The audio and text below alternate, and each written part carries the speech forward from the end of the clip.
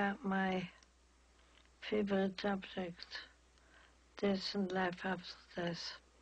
A lot of people say that's baloney. And I tell them, BS. That's your problem. You'll be pleasantly surprised. When you come on the other side, I will give you a karate chop and remind you of your own stupidity and your own narrow-mindedness. A lot of people say if you talk to people who passed before you that sacrilegious and all that religious baloney, and I tell them, you're so religious, you pray, don't you? They said, yes, every night. I said, to whom do you talk? To Jesus. I said, how long ago did he die? 2,000 years ago, and you talk to the dead.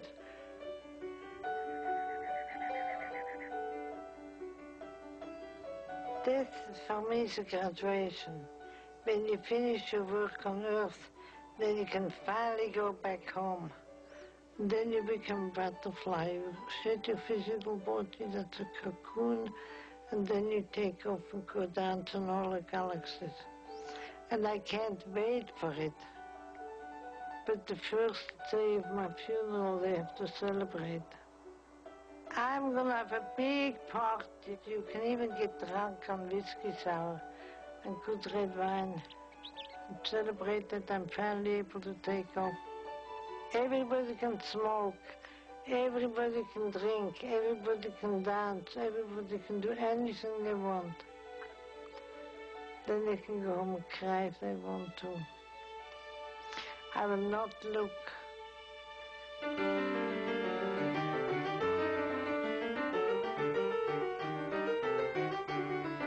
Supposing, just imagine that we pick up the New York Times tomorrow morning and there's this massive headline, science proves that life doesn't end with death. What would it do to us? I think that we're so used to this terror of death and this clinging to this immediate life that it would take a long time to settle down because the change is subtle and profound.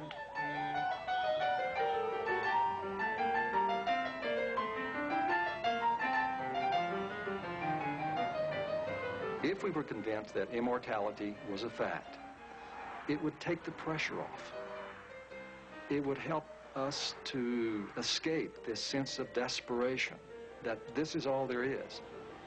And I think that with this would come a feeling of serenity and peace and tranquility that would be translated into the world. I think we would be less inclined to be at each other's throats in this existence. It becomes a much more humane society across the board. And you don't need to struggle constantly for the biggest power and the most toys, because ultimately we're part of a very long continuum. And this is only seen as a snapshot. And while you're here during this snapshot, you should probably be kinder to people.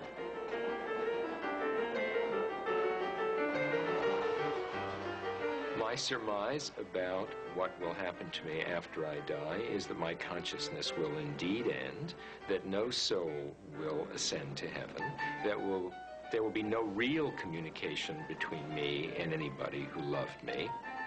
There are lots of times in life that I have predicted something and wished that I was going to be wrong, but none in which I more devoutly wish that I'm wrong than this one.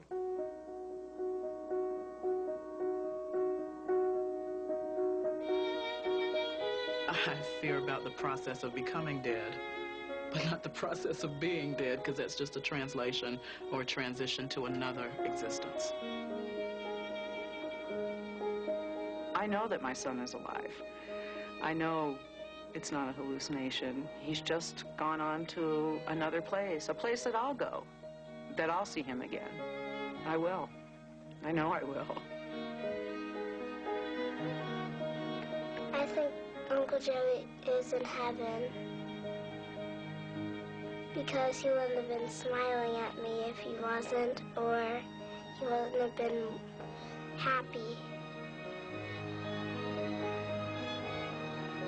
If you realize there's an after and that love is the vehicle that keeps us in touch, then that tells you, I think, a lot about what love is for in this life. And that love survives death. And I really believe it does.